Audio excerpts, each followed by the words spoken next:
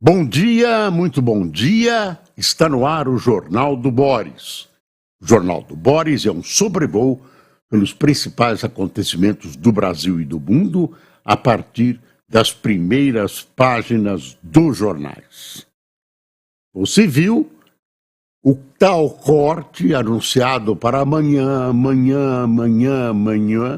acabou ficando para esta semana e dos bastidores extrai-se a informação que há muita resistência do Ministério, especialmente das áreas sociais, com os cortes propostos. O governo está numa sinuca de bico, porque, de um lado, precisa fazer os cortes.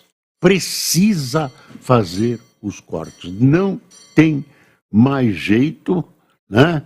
Sob pena de ver ruir os seus planos econômicos. Inflação alta, além da meta, problemas gravíssimos no horizonte. E o governo não consegue fazer os cortes. É o que temos de especial no Brasil esta semana. E você vai ver também que estamos acompanhando com atenção um fato gravíssimo que foi o assassinato, no fim de semana, de um empresário com ligações com o PCC no aeroporto de Congonhas, na saída do Terminal 2. Ele foi metralhado, fuzilado, porque foram fuzis utilizados e outras armas.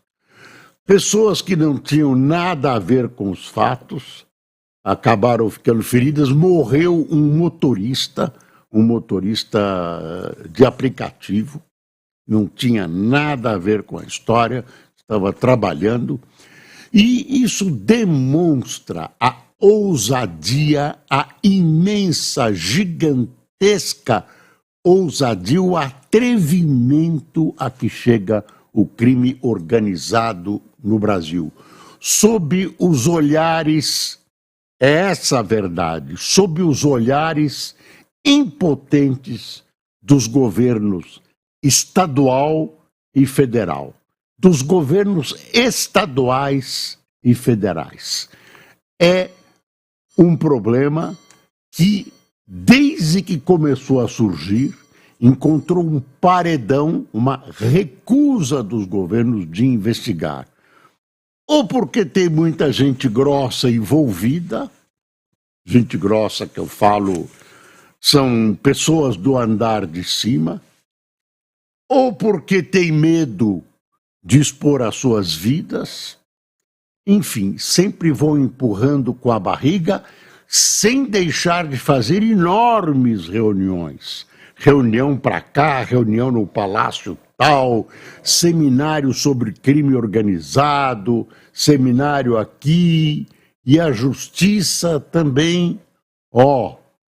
Nesses casos, polícia, esse pessoal tem muito dinheiro, ameaça, as pessoas se submetem, é claro que querem sobreviver, enfim.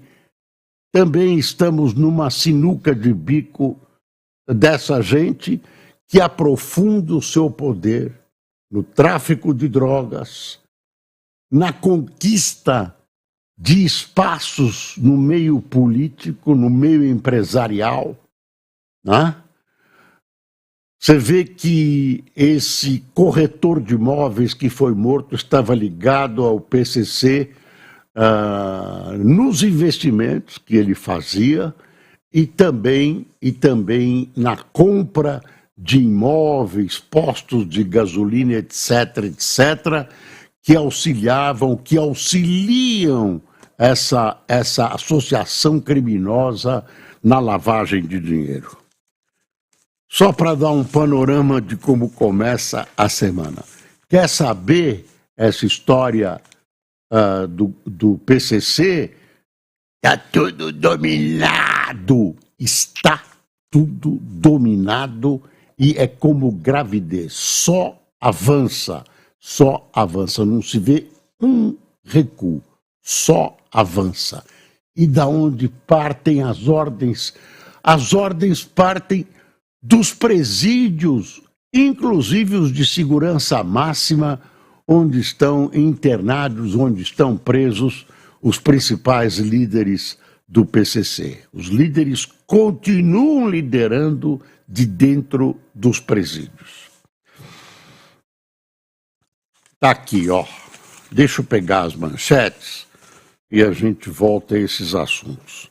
Vocês vão desculpar, eu continuo resfriado e com problemas de tosse, então... E não é o Jornal da Tosse, aquele antigo da Record. Aqui está todo mundo com tosse. O Estadão. Controle do orçamento pelo Congresso do Brasil é o maior do que em países da OCDE. Isso é uma distorção, né? Essa história de emenda parlamentar, né, obrigatória. Então é o Congresso assumindo poderes que são do Poder Executivo, uma bruta distorção. Aqui está a Folha. Ressarcimento potencial derrubado por Toffoli na Lava Jato era de 17 bi. Quer dizer, um juiz do Paraná, comanda uma ação. A ação é chancelada por todos os níveis da justiça brasileira, inclusive pelo Supremo. Um presidente da República é preso. Há delações premiadas, tudo provado e comprovado, e aí descobrem que esse juiz não tinha competência, que ele agiu de má fé, que ele conversou com os promotores, e agora corremos o risco, nós, né, pagantes de impostos, de devolver o dinheiro para esses criminosos confessos, né, que prejudicaram o país dessa maneira. E ainda tem gente, cada um tem a sua opinião, que acha que a Lava Jato prejudicou muito o país porque, entre aspas, arruinou grandes empresas brasileiras que disputavam obras do campo internacional. O Odebrecht corrompeu a América Latina quase toda. Um ex-presidente da América do Sul, do Peru, está preso, teve a sua prisão decretada, não está preso, teve a sua prisão decretada devido à corrupção, né, patrocinada, claro, ele não é inocente, pela Odebrecht, que não tem mais esse nome em toda a América Latina. Bom, tá aqui, ó, valor. Desvirtuadas emendas de bancadas estaduais deixam de financiar obras estruturantes. Quer dizer, existe um compromisso de que parte das emendas sejam utilizadas para obras de importância, na saúde, etc. Aí está assim, ó, em 2023, de cada 10 alocados por meio desse instrumento, menos de 10% foram usados em projetos de infraestrutura e investimentos de vulto. O resto, tudo campanha eleitoral. Em alguns casos escandalosos, prefeitos recebem um baratinho, uma partezinha, né? Uma compensaçãozinha do que empreiteiras amigas recebem por obras dentro das prefeituras.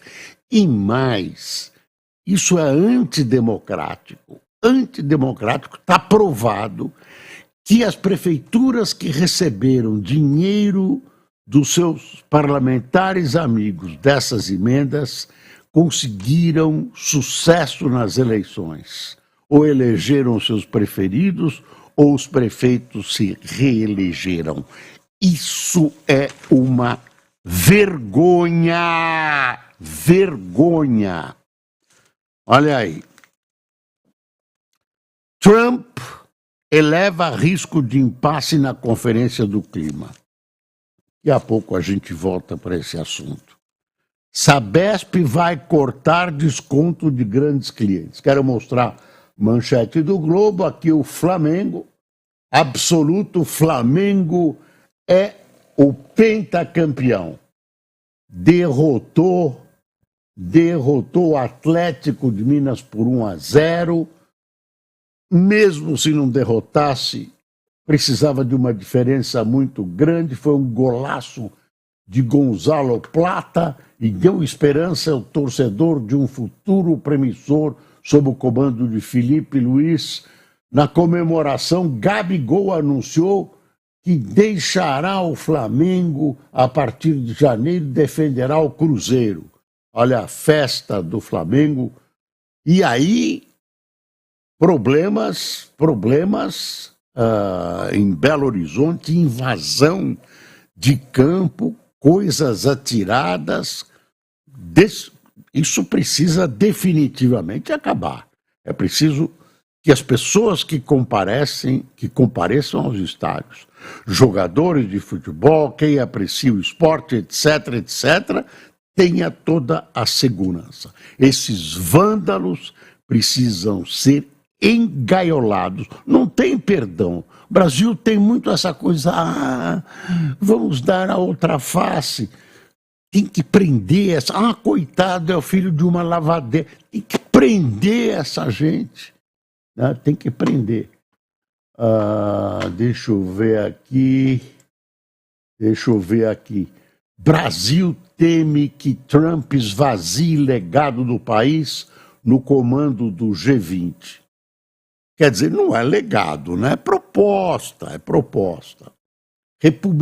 Toda hora o Lula apresenta uma proposta porque, segundo até seus correligionários mais próximos, ele quer ou ser secretário-geral da ONU, ou ser reeleito, ou ganhar o Prêmio Nobel da Paz.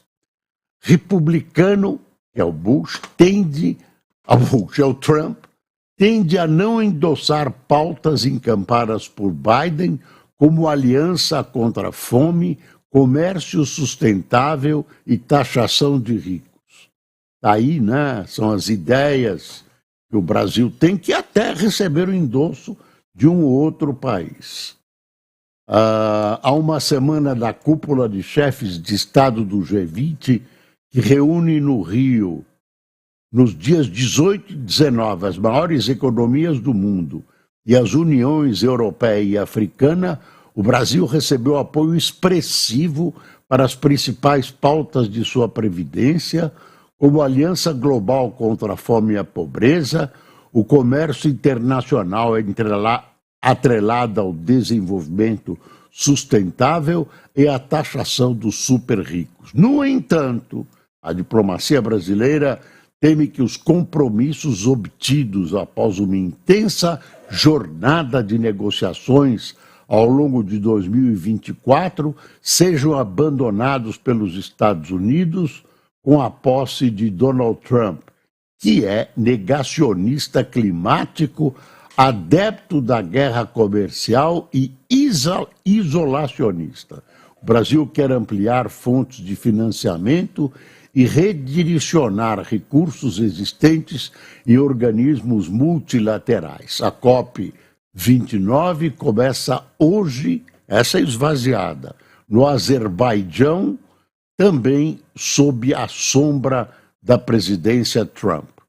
Quer dizer, o panorama internacional, com a chegada do Trump, não tomou posse ainda, entra em ebulição. Ninguém sabe o que vai acontecer, ninguém sabe se o que estava sendo preparado, porque a vitória da Câmara era certa, não havia dúvida sobre isso, né? Especialmente nos meios intelectuais, né? E de repente vem o Trump, né, e diz que vai mudar tudo, já expôs o seu pensamento durante a campanha.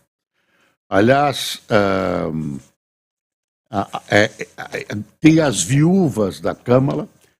Olha, os dois candidatos para o mundo, os dois candidatos, tanto Trump como Kamala, eram duas incertezas. Pelas loucuras, que é o Trump, e a Kamala a Câmara é uma garrafa vazia. Você lembra alguma ideia que a Câmara expôs no programa de governo dela? Nada. Falou de questões identitárias, eu sou uma negra que venceu, a universidade tal, a mulher. Ela reflete a posição das esquerdas, inclusive brasileiras, que adoraram a Câmara, tão bonitinha, negra, vamos ter a primeira mulher negra. Se ela sabia de alguma coisa ou não estava muito que interessando essa gente. Será que eu não tenho a menor simpatia pelo Trump? E vejo que algumas pessoas que não têm simpatia por ele também perguntam: será que o povo americano é tão burro, é tão idiota, é tão ignorante que vota de maneira suicida num candidato a presidente da República? Será que o Biden, né, foi tão bom assim? Será que ele conduziu tão bem o governo? Será? Me parece que não. Me parece que não. Tanto que ele teve uma reação. E exatamente agora a gente fica sabendo que essa reação partiu da área dos trabalhadores americanos, né? Das áreas mais pobres, né, dos Estados Unidos. Não dos mais ricos, como imaginavam os intelectuais aqui. Por quê? Porque os democratas, Biden, etc., acabaram se vinculando a outras questões identitárias, aborto, blá, blá, blá, e a economia americana pendeu muito para o lado do primeiro andar, do andar de cima. Os trabalhadores, o custo de vida, tudo isso, toda essa cadeia de proteção às pessoas, tudo isso foi abandonado ou praticamente abandonado pelo governo Biden. Foi uma reação. Talvez essa gente não tenha nem querido que o Trump fosse presidente de novo, mas reagiu ao governo Biden e aos democratas. Pegar aqui para você, para estimular a sua segunda-feira, a Folha de São Paulo de domingo, é a manchete, ó. Brasil possui 65% dos servidores com estabilidade. Suécia tem 1%. Olha, eu sou contra essa estabilidade, mas eu reconheço que quando ela foi instituída era uma proteção para quem ia para o serviço público, porque aí entra presidente, sai presidente e muda tudo, mudava tudo. Isso lá quando essa questão da estabilidade no serviço público foi criada. Tá bom, a Suécia, agora fazer uma comparação da instituição, da cultura, da economia da Suécia com o Brasil é cruel, viu? É cruel, realmente. Regras protegem ampla variedade de carreiras, enquanto cargos considerados de Estado são apenas 11,2%. De Estado são funcionários que precisam de estabilidade mesmo. Por exemplo, Exército, Aeronáutica, Marinha, por exemplo, juízes, né, diplomatas. Aí isso todo mundo separa e dá uma certa estabilidade, senão você não atrai para a profissão pessoas que gostariam de prestar serviço, mas que precisam ser remuneradas, precisam ganhar a vida. Bom, diz que não. O Trump e o Putin se telefonaram, né? Logo depois da eleição do Trump. Eles são amiguinhos, se dão bem. E, enfim, ele pediu moderação, porque, segundo ele, o Biden encheu de tropas americanas, a região, o Oriente, enfim. Olha, amigo Putin, espere eu tomar posse e tal.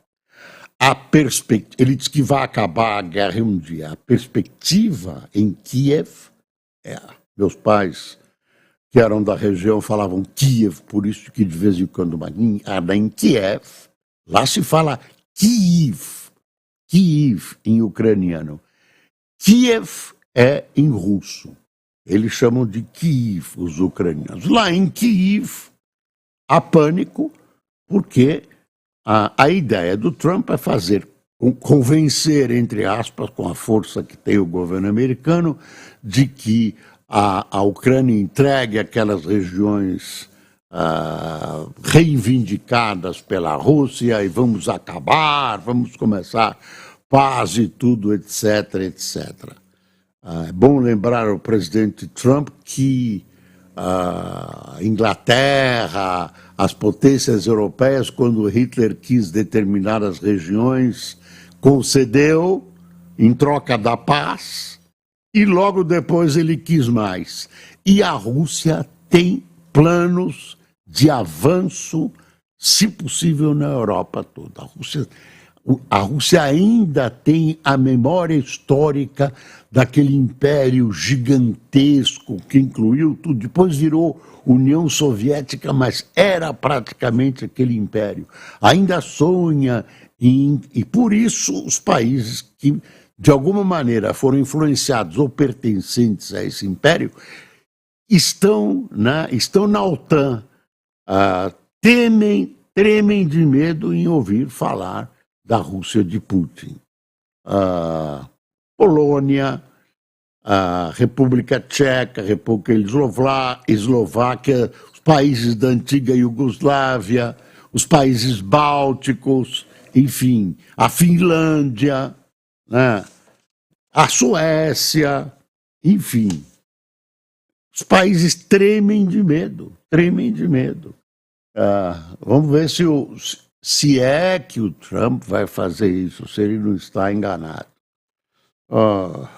Quer dizer, a gente tem que esperar, né? A gente tem que esperar porque o cara sentou ali, botou a bunda naquela cadeira, tem que se contentar com algumas circunstâncias que comandam hoje o mundo, alguns compromissos assumidos por governos anteriores. Não é um rei absolutista que vai assumir o governo dos Estados Unidos. Agora, que o Putin está contente, viu? Aí,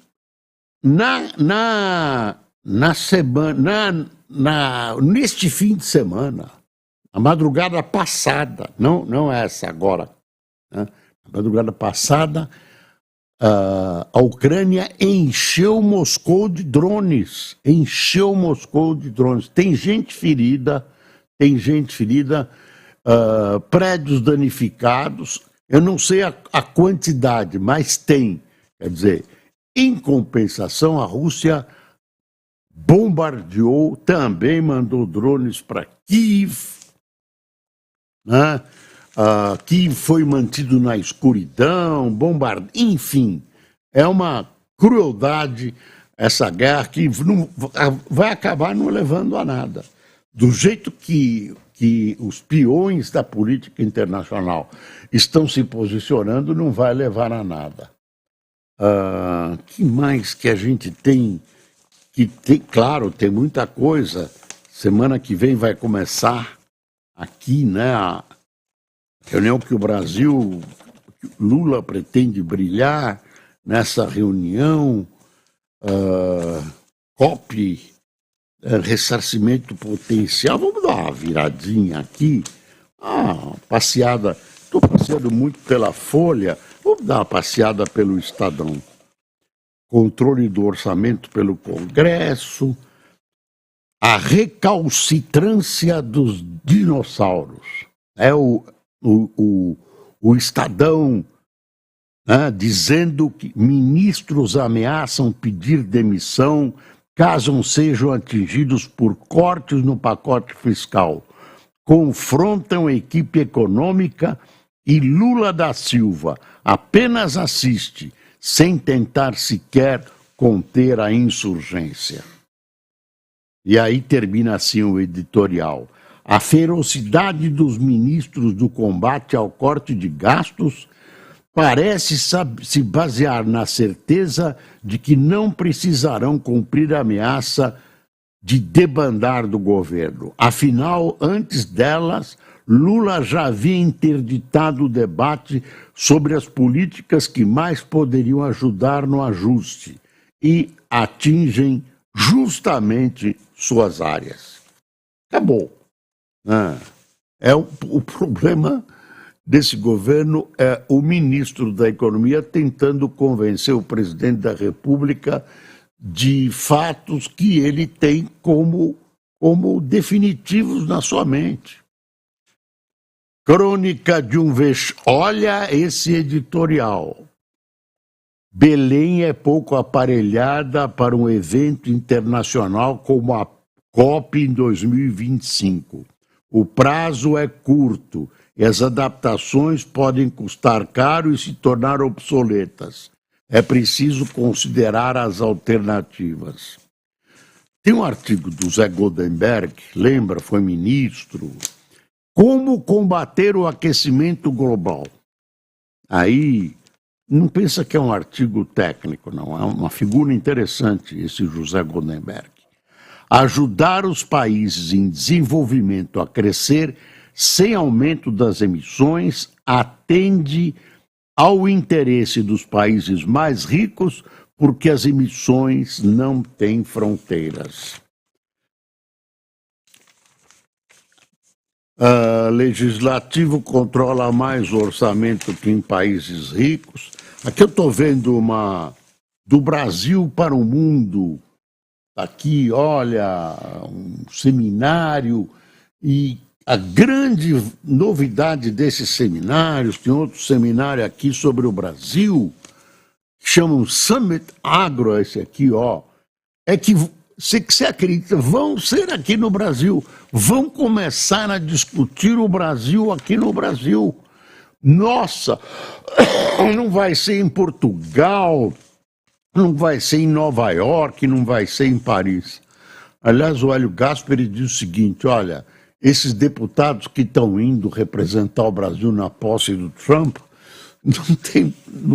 não estão nem convidados, nem vão entrar lá, vão ficar assistindo pela televisão, vão para Nova York. Aí o Sarney deu uma entrevista assim, sou amigo do Lula, gosto dele e devemos apoiá-lo. Ex-presidente festeja resultados do MDB nas eleições municipais e faz elogios ao atual governo. Bacana o Sarney, né? Esse homem, a história ainda vai fazer justiça ao Sarney. Sou testemunha de muitos acontecimentos políticos delicados que ele conseguiu torear no seu período de governo que ele assumiu, era vice do Tancredo, você lembra? Henrique Meirelles, olha o título, Preparar o Brasil para a era Trump. Governo pode fazer sua parte ao levar política fiscal para o campo mais restritivo. Olha as coisas que a gente vai ouvindo. Bom, tinha muita coisa ainda para falar. Reunião no Rio de Janeiro, Brasil se preparando para receber dia 18, 19, enfim. E tem que terminar. Aqui estão me fazendo sinais desesperados que tem que terminar. Quem tomou café conosco nesta segunda-feira? Lourdes Jesus, João Crete, Milton Borges, Jonas Fernandes, Hamilton Ribeiro, Sônia Maria, Adriane Alves, Genésio Carlini, Alenilda Teixeira, Irineu Sartori, eu vou tossir, desculpe, João Vitor de Brasília, Maurícia Carvalho de Goiânia, Marcos Ramos de Jequitibá, olha que Jequitibá, Minas Gerais, desculpe, Jequitibá, que nome lindo, Edson Martinez de Campinas, Luiz Bonanza e Larissa Lemos, Antônio Olegário e Ronaldo Custódio. Pessoal, chegamos ao final. Muito obrigado por sua atenção. Mais do que nunca, é preciso passar o Brasil a limpo. Bom dia.